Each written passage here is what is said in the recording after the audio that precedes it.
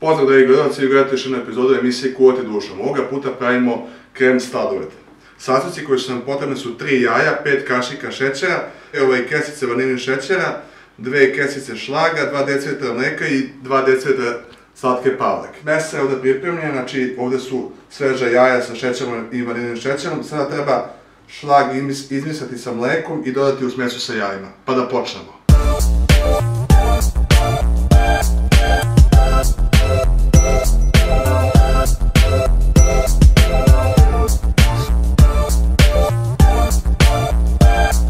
Umutiti slatku papriku da bude gusto, samo paziti da se ne pretvori u maslac i dodati u smesu.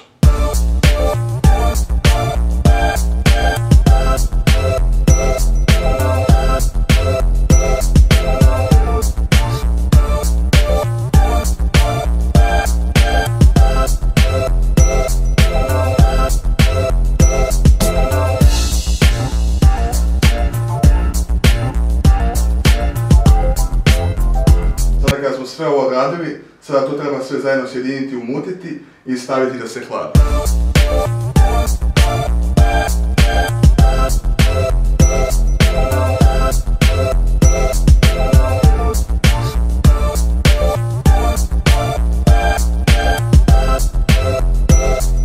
Sada staviti da se ohladi.